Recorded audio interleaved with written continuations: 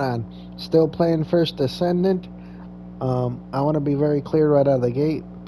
I enjoy the game, but I acknowledge its flaws. I previously made a video talking about some of the things that thought needed improvement, and I thought were flaws. I have since kept continued to play, and I have found ones that I believe to be far more glaring, and I'm going to talk about those now. Getting straight into it, the First Descendant has a very big problem right now where it does not respect a player's time or reward a player's time. I think that's the biggest problem it has right now. Um, the rewards are extremely lacking.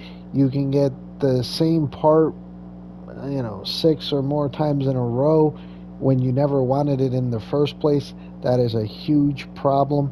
But I have since found even more problems. There was a recent update, for example, where, on a positive note, the outposts, the respawn timer was put down to 1 minute. But my experience has been that in doing so, they have made the amorphous materials drop rate insignificant. Like, it never drops. Have had 20 runs in a row where I didn't even get one amorphous material.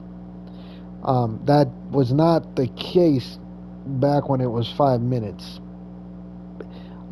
So they need to fix that, adjust it so it's more reasonable. It shouldn't be more than 5 runs before you get amorphous material, considering that the timer used to be 5 minutes. But that is one glaring issue. I have recently also found out that you're actually able to dismiss descendants, but your reward for doing so, regardless of how much time and effort you put into your character, is a mere 100,000. If you've put 12 crystal catalyzations into your character and an energy activator, 100,000 doesn't even come close. One energy activator costs more than 100,000, um, and one crystal catalyzation costs more than that. So that just feels like a major slap in the face to a player's time and effort. Um, they need to add zeros to that, make it a million, make it 10 million. Also, return some of the crystal catalyzations, the energy activator. They need to make it uh, something that is actually a positive for a player, especially with the way they designed the ultimates, because the ultimates should have been an upgrade, not separate characters that you have to start from scratch when they're the same damn character, just a stronger version. So I don't like that one bit. Um, so that whole system needs to be overhauled. When it comes to the rewards dropped from amorphous materials, they need to remove the descendant parts that people have already the descendant parts for the descendants people have already unlocked, because I have no need for 30 Lepic parts. Um, and there's a rumor going around that they're going to implement a trade system. That doesn't solve the problem. Like, if I'm getting 30 Lepic drops, most people are probably getting 30 Lepic drops. Um, and people aren't really going to want to trade. A trade system solves nothing with the way the drop rate is currently. It needs to be reworked where you can't actually get the same drop 6 times in a row, or 10 times, or however many times people have gotten the exact same drop repeatedly. Weapons are a little bit of a gray area because you need multiple weapons for the abilities on the ultimates, but there is no need to remake the same Descendant when things are interchangeable. So Descendant parts that you've already unlocked should not be in the reward pool. Instead, increase the percentages of the other rewards or replace the Descendant parts that have already been unlocked with enhancement parts or a combination of the two. But as things stand, the rewards need a serious overhaul, especially for endgame. Um, Another thing that needs improving are the void reactors. The requirements for activating them need to be significantly reduced.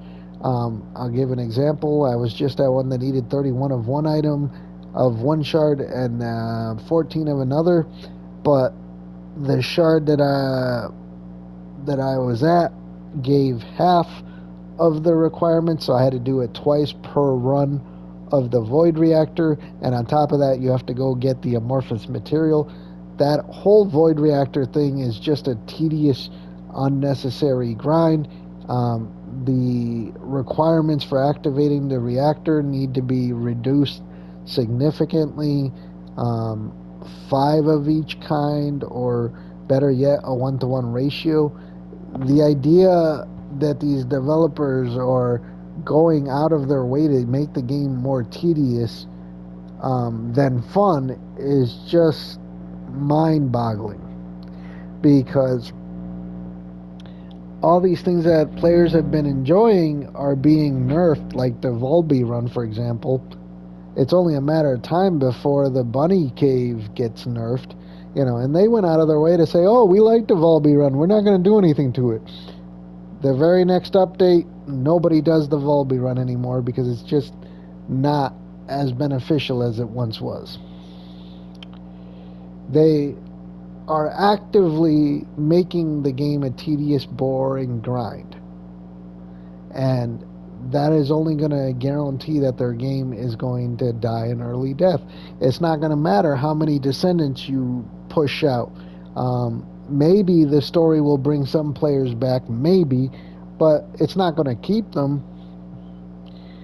The developers need to shift their thought into rewarding players for their time and being less focused on monetization and greed, because that's just going to push people away. That's not going to have the effect that they want, where they want players to open their wallet. It's just not going to work that way.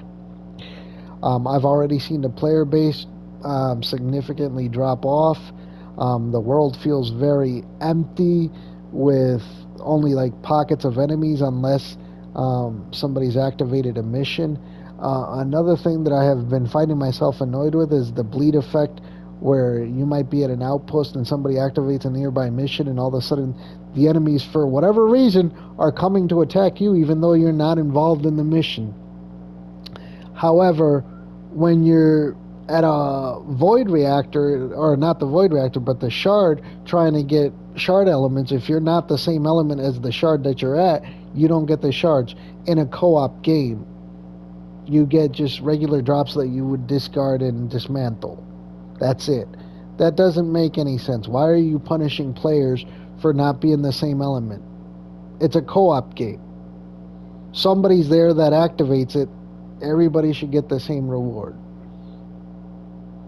What difference does it make that a non-attribute isn't electric? And why are the rewards at certain shards better than other shards? Like, what sense does that make? Developers of this game need to shift their focus to rewarding the player and their time, and being less focused on monetization and greed. Those are my thoughts. Keep on gaming.